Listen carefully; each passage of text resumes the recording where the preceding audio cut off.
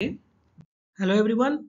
So today I am going to discuss the leftover topic from the last class. जैसा कि last class में हम लोगों ने पढ़ाई किया सेल के बेसिक्स के बारे में और न्यूक्लियस के बारे में। आज जो बचे हुए ऑर्गेनेल्स हैं उनके बारे में डिस्कस करेंगे। तो let's start. So the first organelle is mitochondria. Mitochondria जैसा कि आप लोग जानते हैं, माइटोकॉन्ड्रिया को हम लोग powerhouse of the cells भी बोलते हैं। वाई? बिकॉज जो हमारे बॉडी के सर्वाइवल के लिए एनर्जी चाहिए होता है उसका प्रोडक्शन जो है बॉडी एटीपी के फॉर्म में करता है, और एटीपी का जो प्रोडक्शन होता है वो कहाँ होता है? माइटोकॉन्ड्रिया में होता है। इसीलिए हम लोग माइटोकॉन्ड्रिया को powerhouse of the cell भी बोलते हैं। राइट। सो शेप कैसा होता है माइटोकॉन्ड्रिया का? तो जो माइटोकॉन्ड्रिया का शेप होता है दैट इज स्फेरिकल हो सकता है या ओवल हो सकता है। दूसरा चीज, जो नंबर ऑफ माइटोकॉन्ड्रियास है एक सेल में कितने होंगे कोई फिक्स डेटा नहीं। जैसे कि आरबीसी, आरबीसी में कोई माइटोकॉन्ड्रिया नहीं होता, राइट। जबकि लिवर सेल्स वहां पे आपको अप्रोक्सीमेटली 800 टू 2500 माइटोकॉन्ड्रियास होते हैं। तो ये याद रखना है कि किसी भी सेल्स में number of mitochondria is not fixed, right. Second thing, इसका जो मेम्ब्रेन होता है, सेल ऑर्गेनेल जो है इसका जो मेम्ब्रेन होता है दैट इज डबल मेम्ब्रेन, क्या बोलेंगे? Bilayer membrane. तो जो आउटर है उसका नाम है आउटर माइटोकॉन्ड्रियल मेम्ब्रेन जो कि स्मूथ होता है, और जो इनर माइटोकॉन्ड्रियल मेम्ब्रेन होता है वो उसमें जो आप देखेंगे एक कन्वुलेशंस प्रेजेंट होता है। क्या बोलते हैं उसको? कन्वुलेशंस प्रेजेंट होता है in the inner mitochondrial membrane, जिसे कि हम लोग क्रिस्टी बोलते हैं, राइट। आप जैसा कि देख सकते हैं ये आपका आउटर माइटोकॉन्ड्रियल मेम्ब्रेन हो गया जो कि स्मूथ है, और जो कि अंदर वाला माइटोकॉन्ड्रियल मेम्ब्रेन है that is convoluted, but it means it is folded, और इस फोल्ड्स को हम लोग बोलते हैं क्रिस्टी। क्या बोलते हैं? क्रिस्टी। तो याद रखना है माइटोकॉन्ड्रिया का शेप ओवल हो सकता है, राउंड हो सकता है, स्फेरिकल हो सकता है, रॉड शेप में भी हो सकता है, right. Number of mitochondria in a cell is not fixed, right? Very important MCQ question. Erythrocytes has how many mitochondria? So answer is 0. And जो इसका मेम्ब्रेन होता है वो किस तरीके का होता है? बाइलेयर होता है। आउटर माइटोकॉन्ड्रियल मेम्ब्रेन जो होगा दैट विल बी स्मूथ, और जो इनर माइटोकॉन्ड्रियल मेम्ब्रेन होगा दैट विल बी कैन्व्यूलेटेड, जिसे कि हम लोग क्रिस्टी बोलते हैं, राइट। नेक्स्ट, जो फंक्शन है माइटोकॉन्ड्रिया का बताया, सबसे इंपॉर्टेंट फंक्शन जो होता है वो होता है कि इलेक्ट्रॉन ट्रांसपोर्ट चेन की जो भी एंजाइम्स होते हैं वो इनर माइटोकॉन्ड्रियल मेम्ब्रेन्स पे प्रेजेंट होते हैं, जो कि हेल्प करते हैं किसमें? प्रोडक्शन ऑफ एटीपी का, right. So the inner mitochondrial membrane contains the ETC enzymes for the production of ATP, right. और जो माइटोकॉन्ड्रिया का मैट्रिक्स है, मतलब जो इनर पार्ट है माइटोकॉन्ड्रिया का that is known as matrix, उसमें जो है जितने भी आपके पाथवेज हैं जैसे कि बीटा ऑक्सीडेशन हो गया, टीसीए साइकिल हो गया या क्रेव साइकिल्स हो गया, इनके एंजाइम्स जो है सो वहां पे प्रेजेंट होते हैं, राइट। उसके बाद जो है सो आपका तीसरा मेन फंक्शन होता है urea and the haem synthesis. ये दो ऐसे पाथवेज हैं जो कि पार्टली माइटोकॉन्ड्रिया में होते हैं और पार्टली साइटोप्लाज्म में होते हैं, इसलिए ये भी याद रखना जरूरी है। तो यूरिया और हिम सिंथेसिस का कुछ पार्ट का जो एंजाइम्स होगा that will be also present in the mitochondrial matrix, right. So यहाँ पे याद रखना है कि जो इनर माइटोकॉन्ड्रियल मेम्ब्रेन होता है वहाँ पे ईटीसी के सारे एंजाइम्स होते हैं, that is electron transport chains के एंजाइम्स होते हैं which helps in the production of ATP. और दूसरा याद रखना है कि जो माइटोकॉन्ड्रियल मैट्रिक्स होता है उसमें जो और भी पाथवेज हैं जैसे कि टीसीए हो गया या आपका बीटा ऑक्सीडेशन हो गया, उसके एंजाइम्स वहाँ पे होते हैं। थर्ड इज यूरिया और हीम सिंथेसिस, क्योंकि ये जो दोनों हैं ये partly happens in mitochondria and partly happens in the cytoplasm. So these are all about the mitochondria. mitochondria. Now the next is endoplasmic reticulum. जैसा कि नाम से लग रहा है, reticulum means network, reticulum means network type का होगा। तो आप देखेंगे कि network of the membrane enclose spaces that are continuous with the nuclear envelopes outer membrane and extends throughout the cytoplasm. तो एंडोप्लाज्मिक रेटिकुलम एक ऐसा ऑर्गेनेल है जो कि एक मेम्ब्रेन इनक्लोज स्पेस के रूप में प्रेजेंट होता है from the outer nuclear membrane to the cytoplasm. ठीक है, आगे पिक्चर देखेंगे तो क्लियर होगा। दो प्रकार का होता है, एक हो गया रफ एंडोप्लाज्मिक रेटिकुलम और एक हो गया स्मूथ एंडोप्लाज्मिक रेटिकुलम। रफ इसलिए बोलते हैं because it contains ribosomes which are the factory of proteins, right, which helps in protein synthesis. So पहला जो है वो है rough endoplasmic reticulum. Why it is called rough? Because it is studded with the ribosomes and it is are the sites for the protein synthesis, right. तो smooth endoplasmic reticulum क्या है? तो पहला चीज तो इसमें राइबोसोम्स एब्सेंट होगा। दूसरा चीज जो है सो इसमें ये हेल्प करता है लिपिड्स के सिंथेसिस में। ड्रग्स का जो कुछ मेटाबॉलिज्म होता है वो इंडोप्लाज्मिक रेटिकुलम में होता है। और फोर्थ और सबसे इंपॉर्टेंट जो है, ये regulates and releases the calcium ion. तो स्मूथ इंडोप्लाज्मिक रेटिकुलम का 3 फंक्शन याद रखना है। एक तो ये लिपिड का सिंथेसिस करता है, दूसरा ड्रग का मेटाबॉलिज्म में हेल्प करता है, और तीसरा कैल्शियम आयंस को रेगुलेट्स करता है और रिलीज करता है, राइट।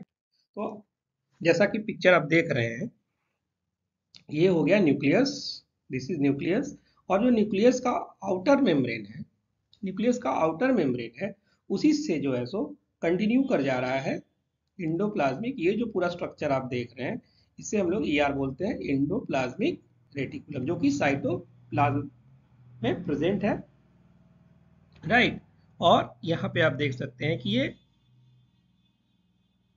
ग्रैन्युलर टाइप का अपीयरेंस है, जबकि इधर का जो एंडोप्लाज्मिक रेटिकुलम है ये स्मूथ है। So this one is rough endoplasmic reticulum and it is granular due to the presence of ribosomes, जबकि स्मूथ एंडोप्लाज्मिक रेटिकुलम में राइबोसोम्स प्रेजेंट नहीं है, इसलिए इसका अपीयरेंस जो है स्मूथ है, राइट।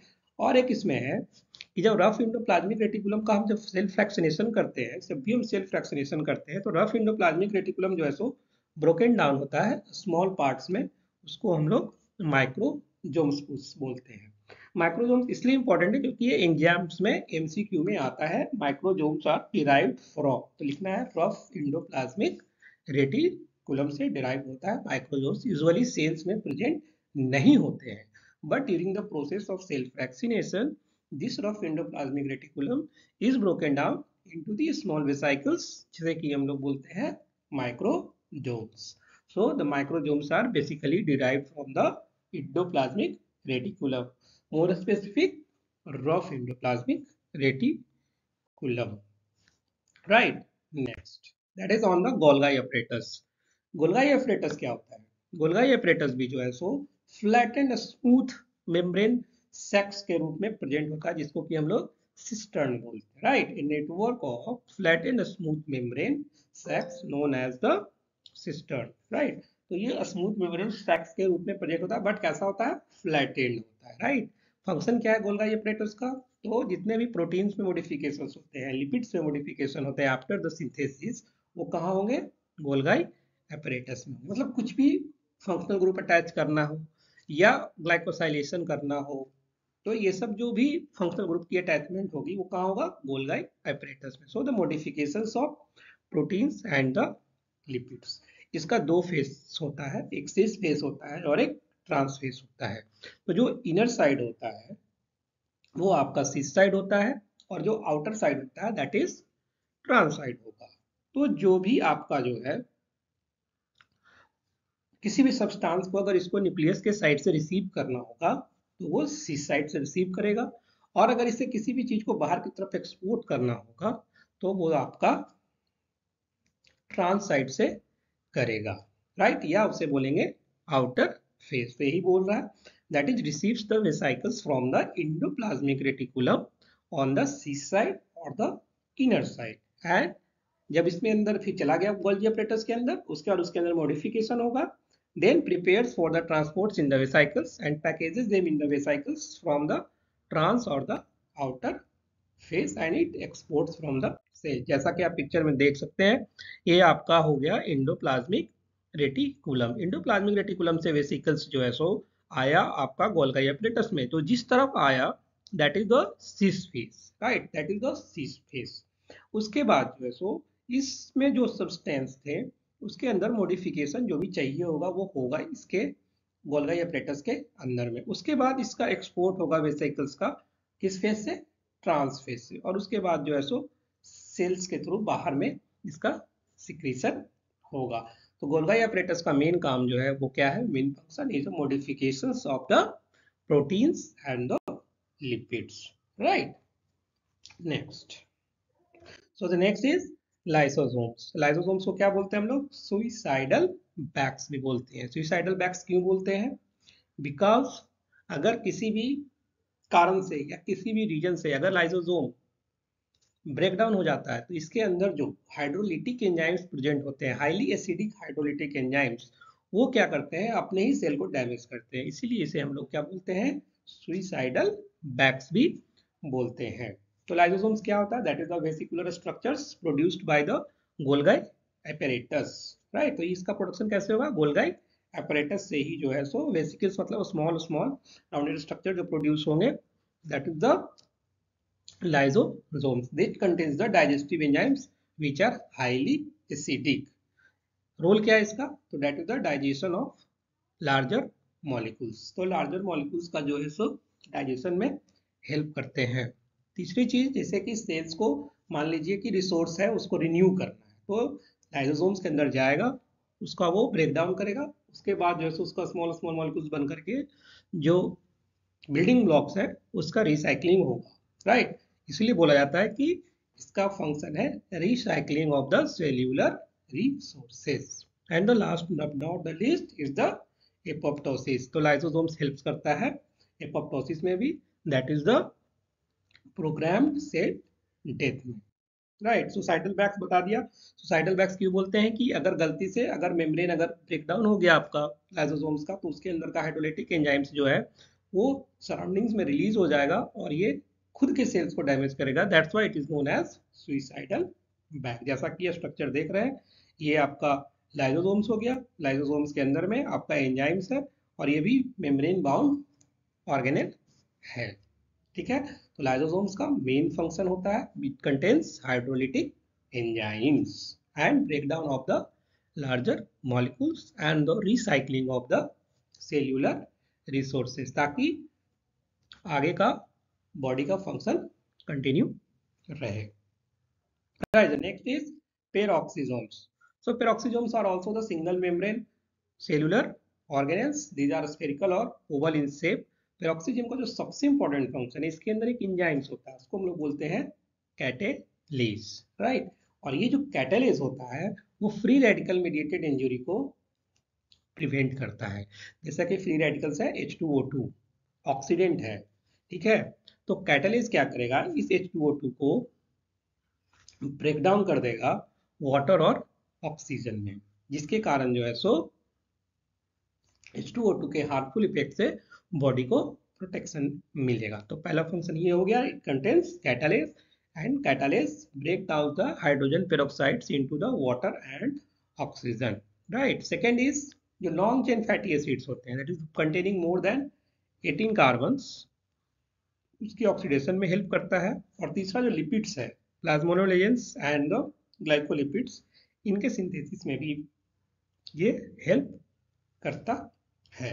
तो पेरोक्सीजोम्स का दो फंक्शन एटलीस्ट मेन याद रखना है, एक तो कैटलिस्ट का प्रेजेंस और दूसरा oxidation of long chain fatty acids, right. दूसरी चीज जो पेरोक्सीजोम्स होता है उसमें एक सिंड्रोम होता है, उसका नाम है जेल-वेगर सिंड्रोम्स, राइट। आगे जब लिपिड पढ़ेंगे तो उसके बारे में डिटेल्स में पढ़ेंगे। लास्ट जो टॉपिक है आपका वो है वैक्यूल्स। वैक्यूल्स जो होता है मेम्ब्रेनस सैक के रूप में प्रेजेंट होता है, जिसका कि फंक्शन है स्टोरिंग। तो स्टोर करता है, मान लो कि बॉडी में कुछ भी चीज एक्सेस है तो उसको वो स्टोर करके रखता है। जैसा कि वाटर को स्टोर करके रख सकता है, न्यूट्रिएंट को स्टोर करके रख सकता है, पिगमेंट्स को स्टोर करता है, वेस्ट प्रोडक्ट को स्टोर करके रखता है। तो वैक्यूल्स जो है सो मेम्ब्रेन बाउंड सैक्स होते हैं, और कोई भी मटेरियल जो बॉडी में एक्सेस होगा that will be stored in the vacuoles. And last की, ये जो है सो टर्जर प्रेशर, मतलब कि सेल के शेप साइज को मेंटेन करने में भी हेल्प करता है, राइट। तो ये बेसिक आउटलाइंस हो गया सेल्स के बारे में। आगे से बायोकेमिस्ट्री के जो टॉपिक्स है, एंजाइम्स, हम लोग जो कोर बायोकेमिस्ट्री का टॉपिक्स है एंजाइम्स को हम लोग अब नेक्स्ट क्लासेस से स्टार्ट करेंगे। ठीक है, थैंक यू।